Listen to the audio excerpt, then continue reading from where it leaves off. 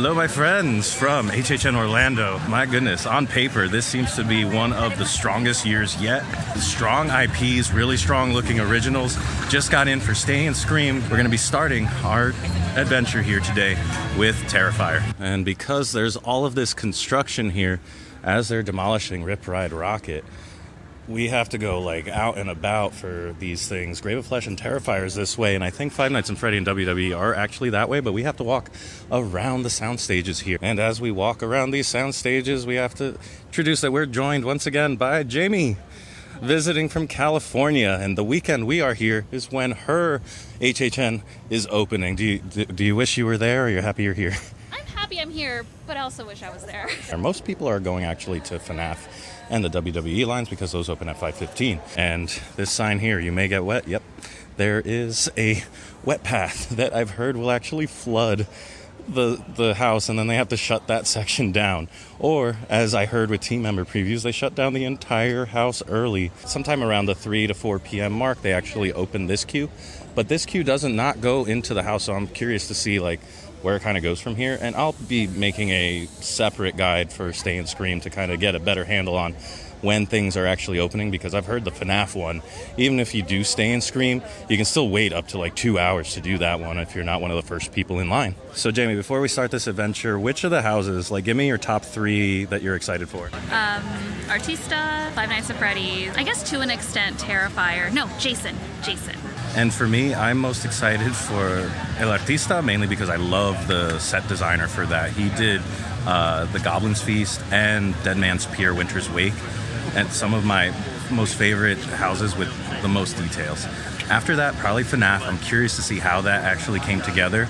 Galkn is up there for me, but also Jason, because I have never seen Jason at a HHN event. So just before everything opens up here, 5:25, this is what the line is looking like. They just started sorting people over there to get into the house, so we're going to be moving pretty soon. So we've only moved a little bit, and we noticed that there was a huge line for Express here, which is interesting that people are burning their Express this early for Terrifier.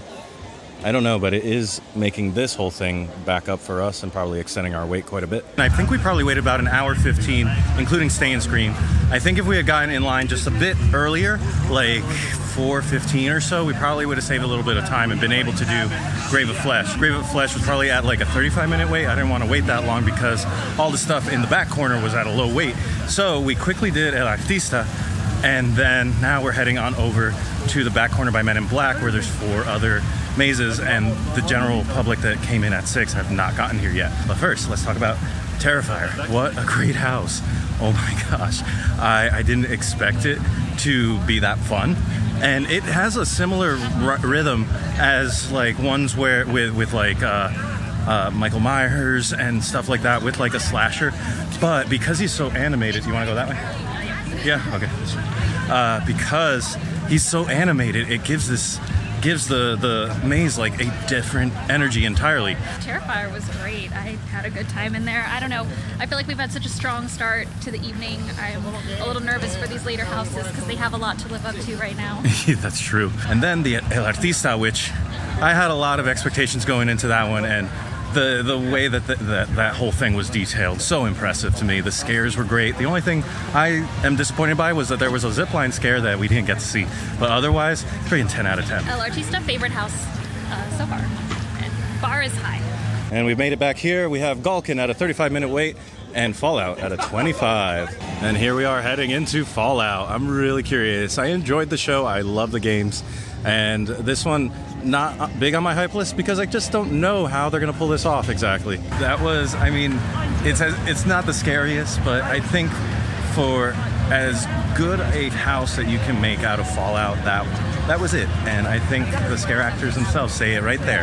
It was okie dokie. I didn't watch the show, so I don't really have a connection to it, but it was fine. I had a good time. Waiting here at the entrance for Galkn. Oh, the line started moving as soon as I wanted to start that clip. But it is all based off of Nordic mythology, so it's like a monstruos of Nordic monsters. I'm really excited for it. Unlike Fallout, it's supposed to be properly scary, and we'll see how bloody and gory it is. But it was marked at a 35-minute wait, and I don't know. I've heard the wait times have been overestimated recently because they were underestimating them to begin with, and maybe they've made a bit of an overcorrection. Wow, after doing Fallout, which, you know, it felt a bit tamer in terms of scare, Galkn, they just don't give you a chance to react. Relentless. It was just, yeah, exactly. And I think I've gone on record here in years prior saying I love aggressive houses. And that one, when the scare actors have multiple boo holes to come out of, so like they get you that one time and then they know they can get, and they had one of those in a pair. So like they two across the hallway had two separate holes. So like, they could just get you. And then at the end, Jamie got this really good double scare right before she had to get out. Like, that was chef's kiss type of stuff right there. I loved how much detail was put into the house. I mean, yes, it was scary, but I love that all the scare actors were kind of unique. Yeah, they all had unique looks, especially the stilt walker. Yeah, the stilt walker was so cool. And then there's that big puppet at the end. Yes. That was just, like, absurd. There were just so many things that felt very, like, thoughtful in creation, and I always appreciate that in the house. Off in the distance that way, in the Simpsons area, you can hear the chainsaws going off, and I love that. So it did say it was a 45-minute wait for dolls, and it was accurate, like, completely to the minute. I'm excited to see this one because I've heard that all of these creature designs are very unique. And I think it was Lila here. You can't quite tell because it's daytime. There is a projection there of the character. So Dolls was amazing, and I had pretty much a perfect run on that. And we're headed towards Grave of Flesh, and I just wanted to show you guys the craziest routing that they've done around the construction. And we've actually come to a full stop a few times just trying to get through while people are coming the other way. And it's just bad times. This is like really not well thought out. Since we're walking by it, Terrifier is now at an 85-minute wait, and if you're curious, the other one to watch out for wait time-wise is Five Nights at Freddy's, which has been a little over 100 the entire night. And then the surprise to no one is Jason now is at around 115. So I'm not sure how well you can hear me inside the queue to Grave of Flesh, which was posted at a 40-minute wait. I don't know if I believe that. Keeping tabs on it to see if that's the case, because again, they've been over and underestimating wildly these queues. But the dolls, oh my gosh, all those characters, like no doll was the same. They had such unique things that they could do where they were just like right there with you. When we were going through it, there was one that's right there as you enter like a half circle room, and it just like didn't move much. It just like followed somebody. It chose somebody going through that room and just like shuffled so that it was always making eye contact with that person. I like that. I feel like all the sets and things were very unexpected. Like, I knew it was going to be like toys, like similar to Toy Story, but I felt like they used a lot of the things to make them scary in a way that I didn't expect to see, and I really enjoyed that in an event where things can seem very samey. So we've just hopped in line for Five Nights at Freddy's, but let's go through Graves of Flesh real quick. Honestly, I was impressed. We had so many good scares. It's a bit aggressive, not the most aggressive house I've been through. The monsters were a little on the same type. Like, there were a couple good ones that stood out to me. I don't quite understand the story exactly and why they want so much flesh, but overall, I really liked it. And so far, all the originals have been solid, and that's pleasantly surprising because they also have such strong IPs this year. And so, on paper, it looked amazing as an event, and so far, it's really living up to that. Hopped right into that grave. I liked it. I don't know. I feel like I tend to say a lot of the same things. Like, it was fun and I liked it, but it was fun and I liked it. I got some pretty good scares in there, and I feel like it smelled really nice, which I don't know if anybody's commented on, but it did smell nice. The other thing I wanted to mention was there was like a ping-ponging quadruple scare, so it was two scare actors with two separate boo holes that could get you, and the way that they timed it was so friggin' magical. So we forgot to make a clip for Five Nights at Freddy's, and here it is. Not the scariest. Puppets, animatronics, amazing. Really fun to just exist in that space. And again, there weren't like jump scares or anything like that, which is, if you played the games, would probably expect, but this was more in line with the movie, based on the movie. It's not like that. So I think it's probably the tone and the scary level is probably where it needed to be. I really liked it. I feel like I always say that. It was one of my most anticipated houses, which I was really excited to see how they were gonna do it. And honestly, everything with the puppets, all the rooms, it was just so well done, and it's such a unique experience. Like, I know the waits have been crazy for that house, but I would say you have to do it if you come to HHN this year, because it's just so unique. And they brought back the chainsaws for the first time since, I think, 2019.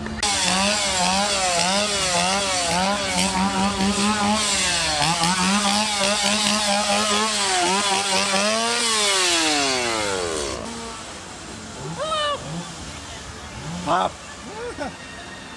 I noticed this show moment in the Crooked Cat Lady area is was wrapping up, I think. I think it's towards the end of it.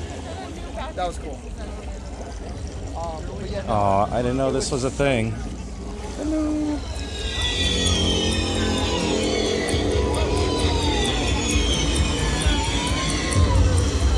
Ooh, she's scary.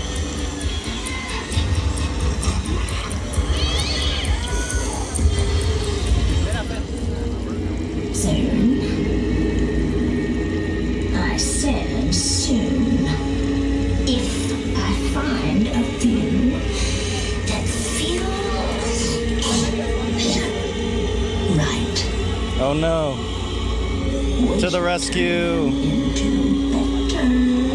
better creatures.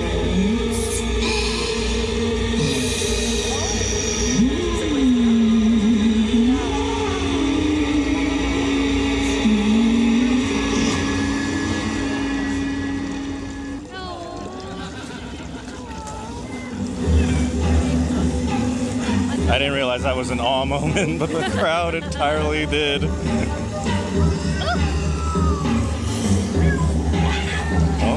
Oh, they're leaving. They're leaving. Back here they have like balls of yarn and stuff. There's a little kitty cat. Is she playing with the yarn? Precious. How precious.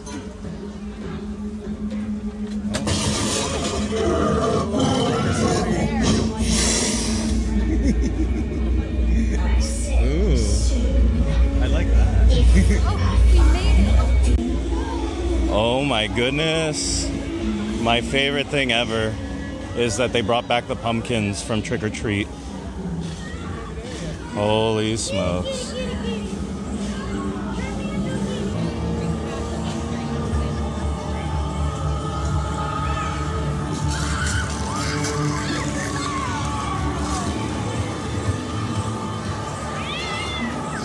This is such a cool looking zone. I don't even like cats. I like this zone.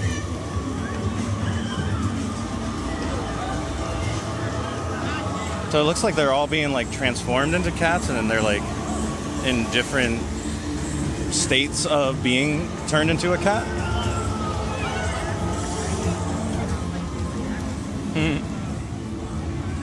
Oh, that's one of them. I couldn't even tell.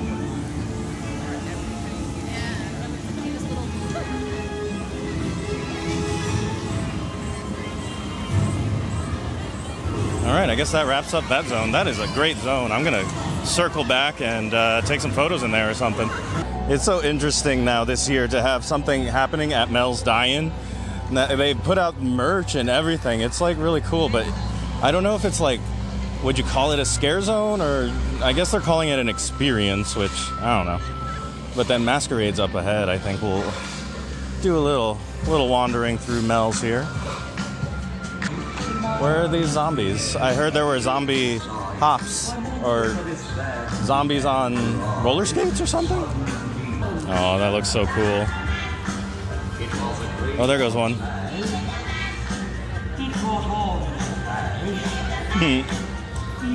That's so fun. I hope I don't get copywritten for this. Ooh, through the fog.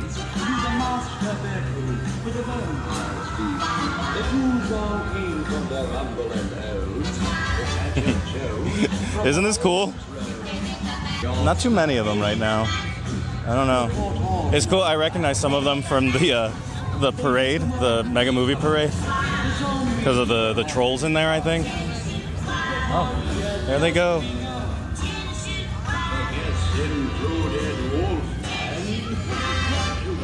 Thank you.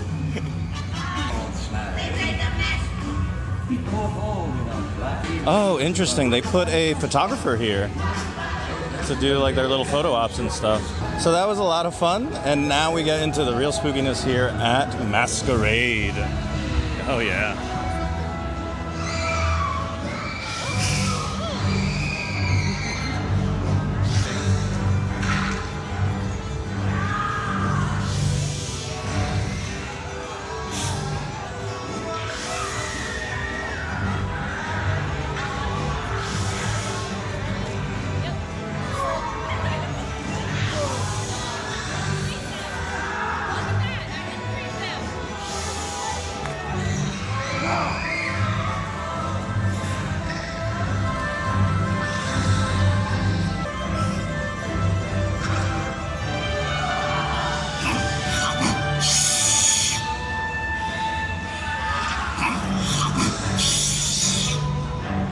I absolutely love the vibe of this zone.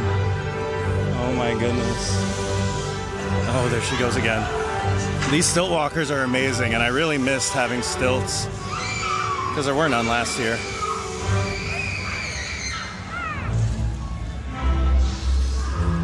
That looks like a prop for a show moment if there was one.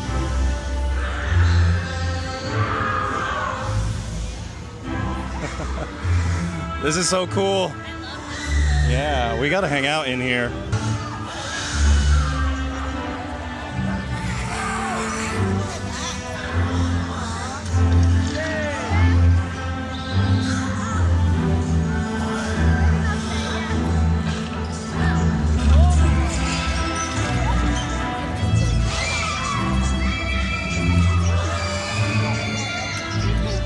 Oh my goodness, this is amazing.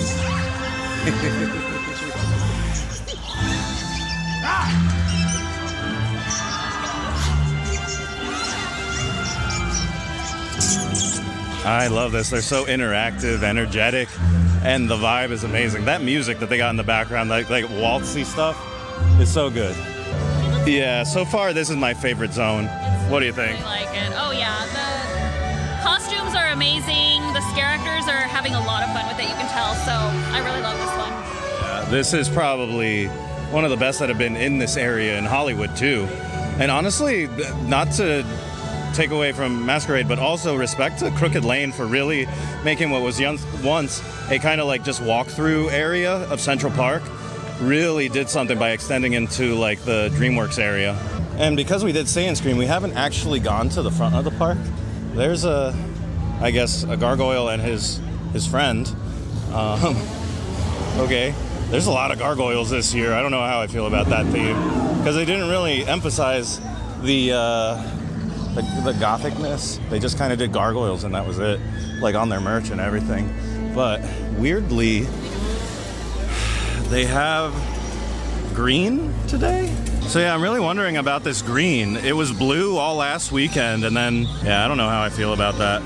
But here we are at the front. We'll explore more of this area, the origins of horror, in a second, and then we gotta go hit up two more. I think we have two more mazes, Jason and Hatchet and Chains now. Oh my goodness.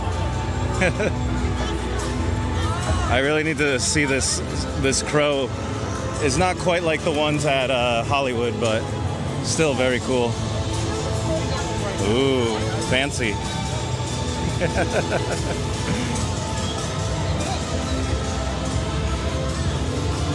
Oh, he's got like his rib cage out. Why does he have his rib cage out? All right, let's go see the rest of the scare zone. Oh, that was my comparison. I don't think it's a good wing to body ratio because the only other birds that have that is a dodo. And A dodo? Dodo bird. So you're saying they would be extinct? Because their wings are too small. Maybe that's why they're dead. They're flightless birds. That's why they have to walk and they evolve long legs. There we go. We've thought more about it than they did. Oh, look at that gargoyle. That's a precious gargoyle. Oh my God. Oh, there goes the other stilt crow. So they're basically the same. At Hollywood, if you don't know, there's like a whole family, so they're all unique. But that's still pretty cool. I love just like, it's not puppeted though. but it's still pretty cool. And then here is where they have the like sculptures for all the different guys. There's WWE back there. Then up ahead they have a Jason one, and finally a Freddy one. Where's the last one? I thought there was a 5 IPs, right? Yes. Did I miss the 5th one? Fallout, WWE, Jason, Freddy. Where's Art, the clown? On the backside of this one? But there he is. Don't be worried. He is represented here. Oh my gosh. Oh, my autofocus. I got surrounded by, I didn't realize I walked right into that. Up ahead is the hhnfnaf show. I don't know if we're going to actually be able to catch this since we've been so focused on the houses. But there it is, and it's so awesome to have a Lagoon show again. I don't think we've had one since 2021, perhaps. But yeah, very nice to see. Marathon of Mayhem was just so good, though. Now, here's the cupcakes. They look amazing, and we're going to try one. They also have some sort of pasta on top of a pizza, which honestly, in New Jersey, I think is officially outlawed. And there it is. This is a pizza crime. I think you could go to jail in New Jersey for serving that. So the cupcake was not very good, honestly. That icing was the filling was I know it's probably been out for a while, but it did make for a nice photo, so I guess I have that going for me. Anyway, Jason. Oh my gosh. There is a hallway in the second half, which, by the way, that's the best transition I've ever seen for one. But for some, like, I think this is the best utilization of the Fast and Furious area that I've ever seen for all the years that I've been covering here. Maybe the Black Phone one with the Freaky. Maybe that one kind of did it too, but that was split between two movies. Anyway, your thoughts? The scares were relentless, just constant scares. The sets were really cool. There is a transition scene where you go like from clearly is one area to another, and the hallway with all the scares. It was very reminiscent of Insidious with the curtains. So I really enjoyed it. It's definitely like the scariest house here, and it's a lot of fun. Yeah. I really also liked the fact that they used almost all the Jason ones, except I think Jason X wasn't present, and I think the other, is it Jason Goes to Hell? Because he's like a worm and stuff, so like I guess they couldn't do that one. But either way, yeah, this is top tier for HHN, just in general. Now we've made it from the woods to the city, here in the Toxic 20s. Or as I like to call it, the Gabagools, or Goring 20s East. Let's see if we spot some friends here. I love the costumes, these are fun. Let's show the people of our city what you've been hiding in these bins.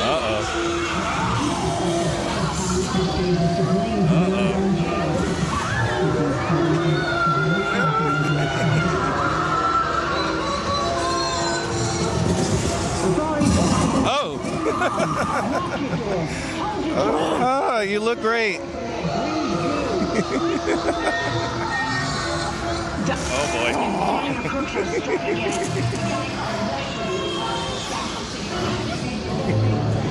Oh my goodness. Oh, hi.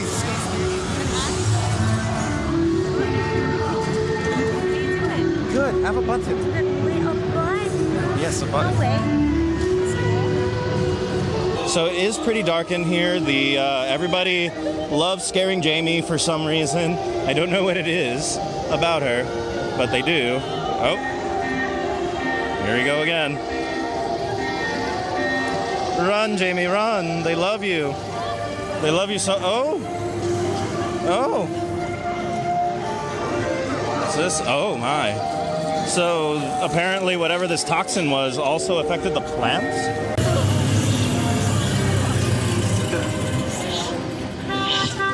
Saved your life. You can thank me later. Yay! Sorry about You! Yes, you there. You gotta get to safety before it's too late. Your friends, your family, they're turning into monsters before your eyes, and you'll be next if you're not careful. Whatever you do, don't make contact with the green goo. I didn't mean it. I swear.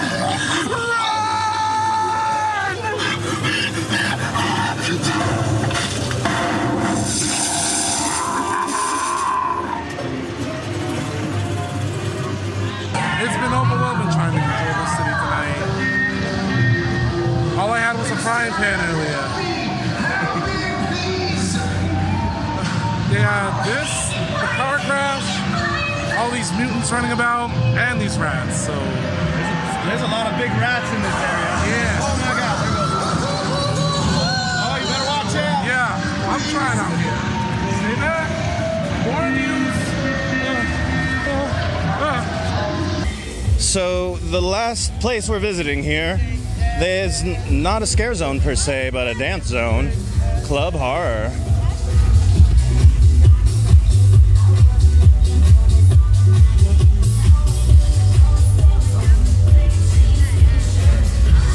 There is so much fog in here, I'm surprised that my camera has been able to stay in focus. Oh my god, this is a club version of Call Me Maybe? It sure is.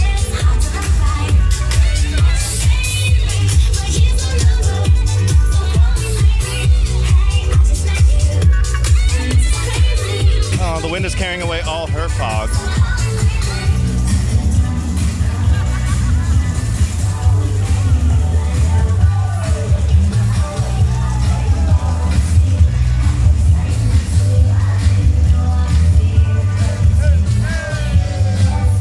Well, they have the, what's his name? The grabber, the snatcher, the grabber. Yeah, they have the grabber, Black Phone 2, promoting his movie. But he's not shirtless. I think he'd be more effective. Oh, and yep, they're making their little TikTok thirst traps.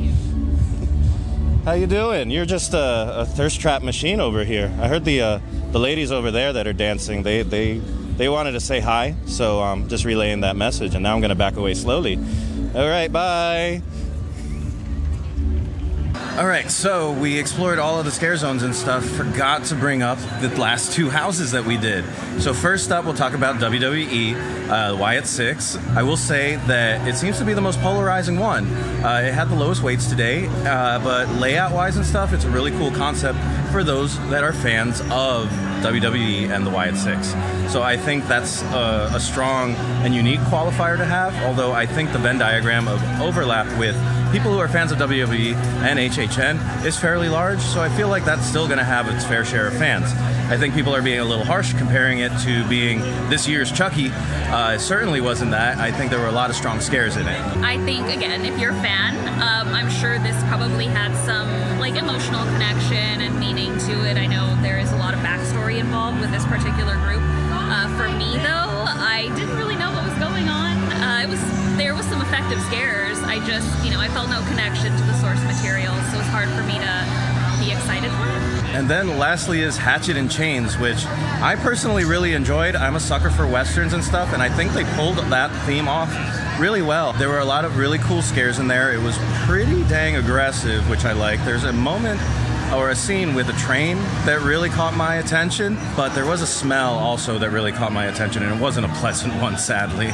But overall, I think this one is victim to its location near The Simpsons, whereas if it were anywhere else in the park, it would probably have better wait times or stronger wait times that mean that it's more popular than it seems to be.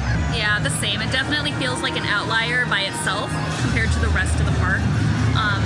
But again, the Western was fun. I think the train motif was probably one of my favorite things. I think it was an effective use of screens without being like cheesy. And there was a quadruple scare in that house. I don't remember. I'm probably thinking of the wrong house. But anyway, there was some good scares. It was fun. I enjoyed the train and the theming, and I liked it. It was a fun time. But overall, it is a strong year here. It is so nice to see that the budgets were increased, that there's still walkers out in the scare zones, and they have just such strong IPs and strong originals, and there seems to be something for everybody. It's not one of those years where everybody kind of has the same top 10. I think it's going to be a good sign of the quality of the event, that it's just going to be, everybody's going to have different number ones, different number 10s. This is only my third year coming to this event, and I can definitely see that this year is larger scale than any of the previous ones, especially last year. It felt like special for me to kind of experience like the full-fledged event for the first time with the shows, and then also I feel like the scare zones are a lot busier than before. I don't know, I'm excited to come back for the following nights because I feel like there's so much to see, and there's like a good vibe, a good energy this year. That's one of the good things that I forgot to mention is that there's way more of a Halloween vibe throughout. It's just not isolated to the scare zones, which fell a little lower in energy like in the last year or so. So yeah, overall, it's a big improvement. It's a strong year, and I'm excited to come back and experience it some more. But for now, thank you guys so much for watching. I'll see you next time, and I hope you go make your own adventure. Bye.